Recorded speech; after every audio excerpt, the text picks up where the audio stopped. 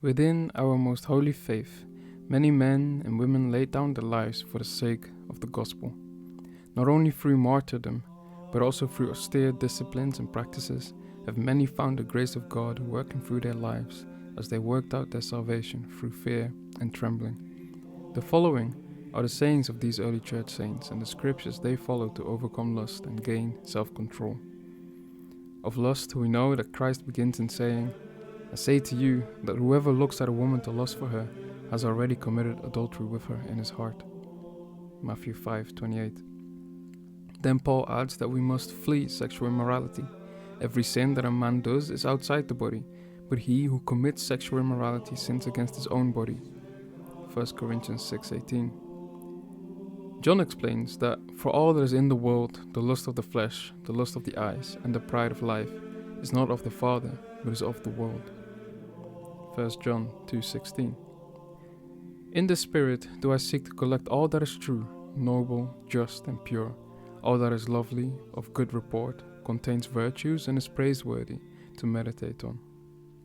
And I think it is appropriate, therefore, to begin this series with the beautiful story told by a great ascetic, servant of God and student of the great Anthony of Egypt. The blessed man, by the name of Paul the Simple, used to tell this to the monks. I once went into a certain monastery to visit the brothers for spiritual profit, and after talking with them, they went as usual into the church to celebrate the holy mysteries. Paul looked and scrutinized each one of them, so that he might see in what frame of mind he was going in.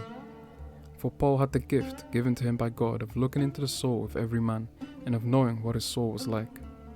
He saw that everyone was going in with glorious aspect of soul, each face full of light, and that the angel of each was rejoicing in them.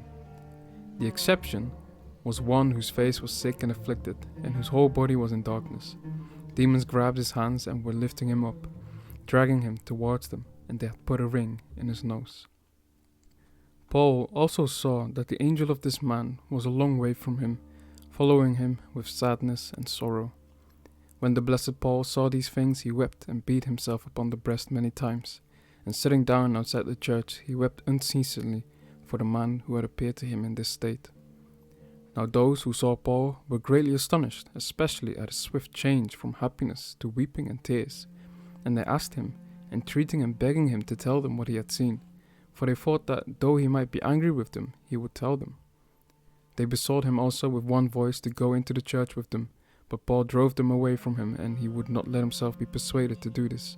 So he sat outside the church and held his peace, and cried aloud and groaned about that which had appeared to him. After a short time, when the service was ended and they were all coming out, Paul looked at each one of them carefully, so that he might see in what manner those whom he had seen go in would come out, and whether it would be with the same countenance. He saw again that man whom he had seen go in, and whose body before he had entered into the church was in darkness, and behold, he came forth from the church with his face full of light, and his body white. The demons followed him at a great distance, and his guardian angel was close to him and walked with him, rejoicing greatly over him. Then the holy man Paul jumped up and stood there glad and rejoicing. He cried out and blessed God, saying, "Hail to the overflowing mercy of God, hail to his immeasurable goodness, hail to his rich treasuries, hail to his pleasure which is beyond measure."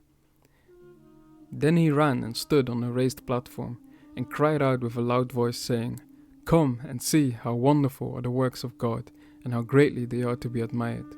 Come and see him who desires that all the children of men should live and should turn to the knowledge of the truth.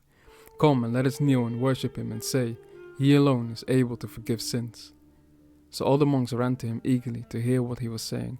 When they had all gathered together, the holy man Paul told them the things that he had seen, both when they went into the church and when each of them came out. Then they begged the brother to tell them the reason of that complete change, and of the gladness that God had given him so quickly.